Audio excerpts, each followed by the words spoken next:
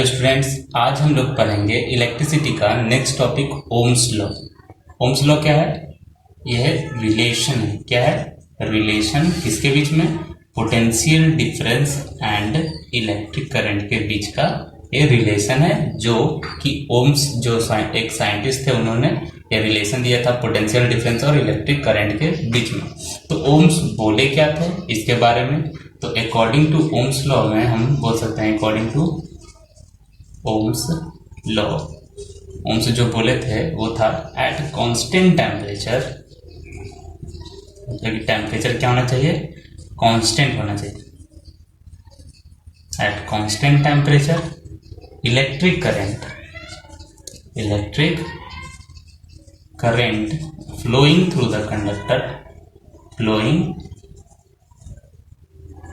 The conductor is directly proportional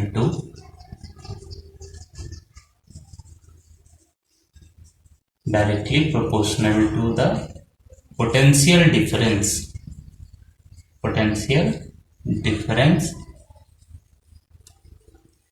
applied between two ends of the conductor, Ohm's law के हिसाब से ये था कि टेम्परेचर जो होना चाहिए कांस्टेंट होना चाहिए, उस समय इलेक्ट्रिक करंट जो भी कंडक्टर से फ्लो करेगा वो हमेशा डायरेक्टली प्रोपोर्शनल होगा किसके? पोटेंशियल डिफरेंस के, जो कि दो एंड पॉजिटिव और नेगेटिव एंड्स होते हैं किसी भी सर्किट में, उससे अप्लाइड हो रहा हो उस समय। तो इसको अगर हम मैथमेटिकली रिप्रेजेंट करें तो ऐसे हम बोल सकते हैं एट कांस्टेंट टेम्परेचर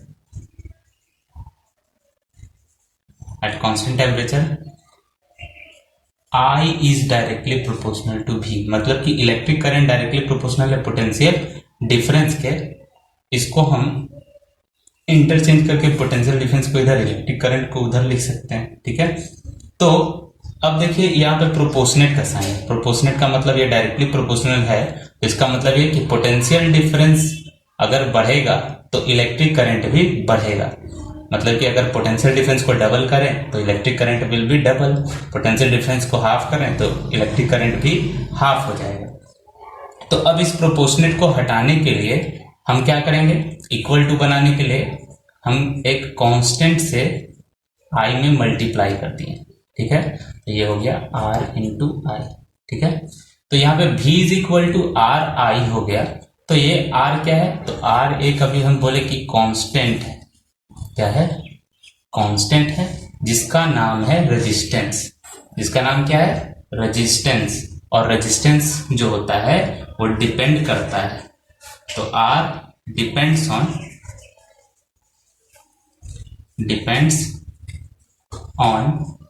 पहला length of the conductor, length पे डिपेंड करेगा। दूसरा cross section area of the conductor, cross section area of the conductor. Cross section area का मतलब क्या होता है? अगर हम एक सिलेंड्रिकल वायर देखें तो ये जो सरफेस हुआ इसी को हम क्रॉस सेक्शन एरिया कहते हैं। ठीक है, third temperature, fourth nature of the material, मतलब किस तरीके के मटेरियल से वो कंडक्टर बना हुआ है, इस पे भी R का वैल्यू क्या करता है? डिपेंड करता है। टेम्परेचर कितना है उस पर भी डिपेंड करेगा। क्रॉस सेक्शन एरिया वायर का कितना है उस पर भी डिपेंड करेगा। लेंथ कितना है वायर का उस पर भी डिपेंड करेगा। तो ये रिलेशन बहुत इंपॉर्टेंट है, V is equal to I R या आर आई। नोट कर लीजिए। अभी हम लोगों ने ओम्स लॉ से एक रिलेशन देखा, V is equal to I R, मतलब कि यहाँ पे V जो है, या बोल सकते हैं यहाँ से हम फॉर्मूला डिराइव कर सकते हैं बहुत चीज का, जैसे कि यहाँ पे पोटेंशियल डिफरेंस का ये फॉर्मूला दिख रहा है आपको, V equal to I R. यहाँ से हम करंट के फॉर्मूले को अलग सेपरेट कर सकते हैं, तो V equal to I equal to क्या हो जाएगा? V बाई आर, मतलब इलेक्ट्रिक करंट जो होगा वो V by R, potential difference और रेजिस्टेंस का रेशियो हो जाएगा। यहाँ पे रेजिस्टेंस का भी वैल्यू हम निकाल सकते हैं, तो R इज इक्वल टू क्या हो जाएगा? V by I. तो रेजिस्टेंस को डिफाइन करने के लिए एक इसका रिलेशन भी हम इसको ऐसे भी डिफाइन कर सकते हैं कि resistance is the ratio of potential difference and electric current. ठीक है, ये भी हम बोल सकते हैं इसको। तो यहाँ पे ये रिलेशन है। अब देखिए यहाँ पे करंट जो है वो भी के साथ डायरेक्टली प्रोपोर्शनल है। डायरेक्टली प्रोपोर्शनल का मतलब कि अगर पोटेंशियल डिफरेंस बढ़ेगा किसी भी सर्किट में तो इलेक्ट्रिक करंट बढ़ेगा उस सर्किट में। लेकिन वही अगर हम रेजिस्टेंस के साथ इसका रिलेशन देखें तो इनवर्सली प्रोपोर्शनल है। मतलब कि इनवर्सली प्रोपोर्शनल का मतलब क्या है कि अगर रेजिस्टेंस ऑफ द कंडक्टर बढ़ा तो इलेक्ट्रिक करंट जो फ्लो करेगा सर्किट में वो डिक्रीज कर जाएगा। अगर रेजिस्टेंस डिक्रीज कर गया सर्किट में तो इलेक्ट्रिक करंट का फ्लो क्या हो जाएगा, इंक्रीज कर। रेजिस्टेंस का डेफिनेशन देखेंगे क्या होता है रेजिस्टेंस। तो रेजिस्टेंस क्या है, तो रेजिस्टेंस है प्रॉपर्टी। किसका प्रॉपर्टी है, कंडक्टर का। तो it is the property of the conductor, property of the conductors. Resistance क्या होता है, प्रॉपर्टी ऑफ द कंडक्टर होता है थ्रू विच, जिसके कारण, through which it opposes, it opposes the flow of electric current, flow of electric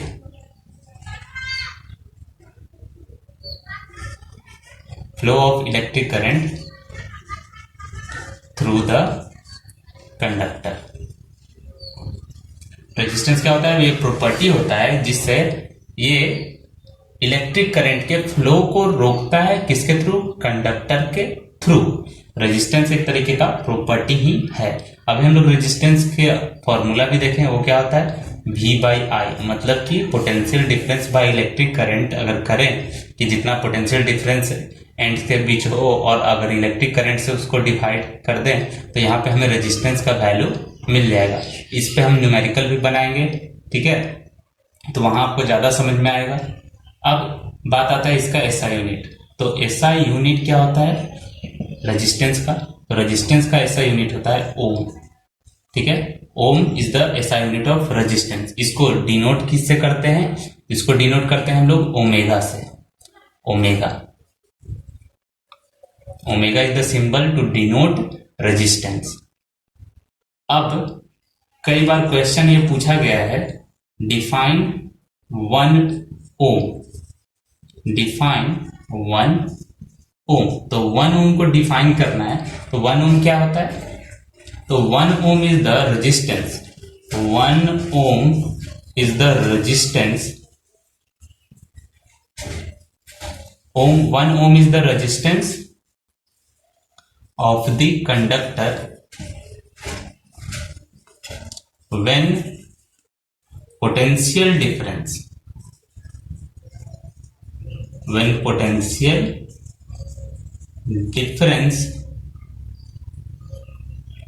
is 1 volt and electric current flowing through the conductor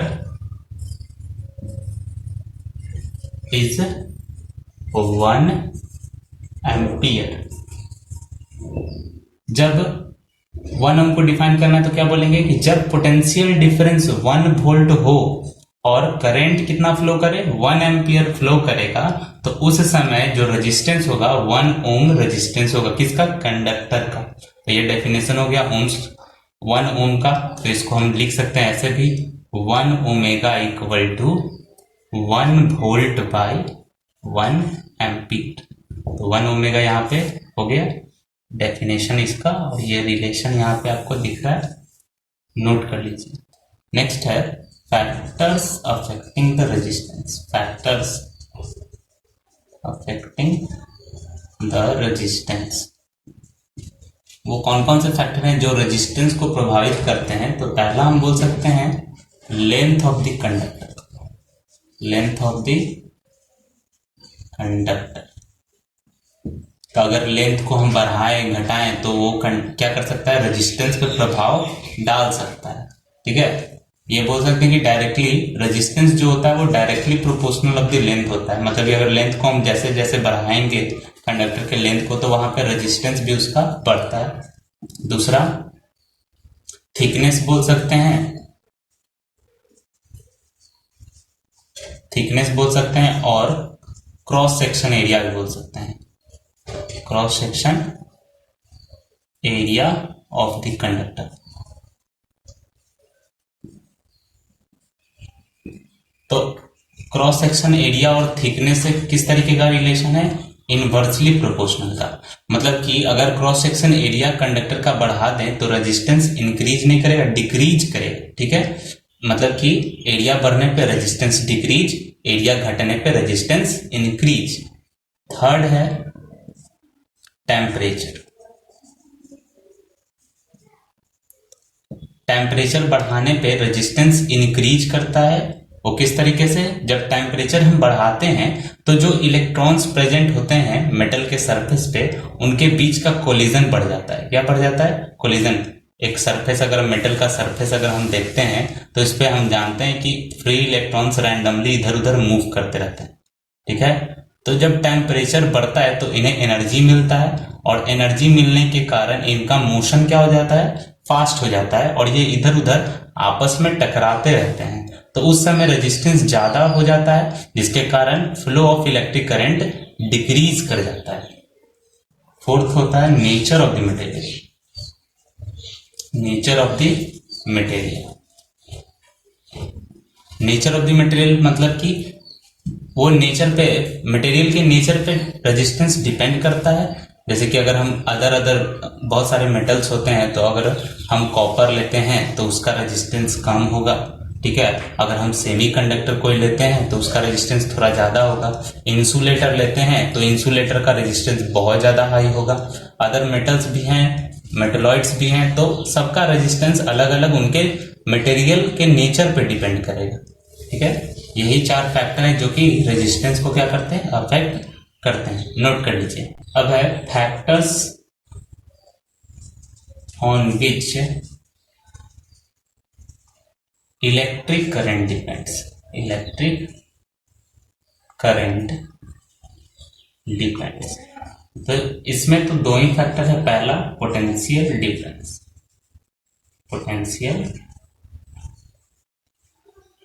difference in the circuit. Potential difference किस तरीके से, अभी हम कुछ देर पहले relation देखें कि I is directly proportional to V। मतलब कि अगर potential difference in the circuit increase करता है तो इलेक्ट्रिक करंट भी इंक्रीज करेगा, ठीक है।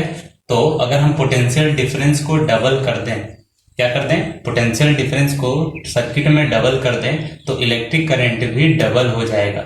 अब असल में if potential difference get double then electric current also get double। है resistance, resistance of the conductor, resistance of the conductor। Resistance के साथ करंट का कैसा रिलेशन था, इनवर्सली प्रोपोर्शनल का। इनवर्सली प्रोपोर्शनल का रिलेशन होने के कारण क्या होगा कि अगर रेजिस्टेंस को अगर हम डबल कर दें, रेजिस्टेंस को क्या करते हैं, रेजिस्टेंस गेट डबल, अगर इसको डबल कर देते हैं हम then current will become, then current will become half, become half.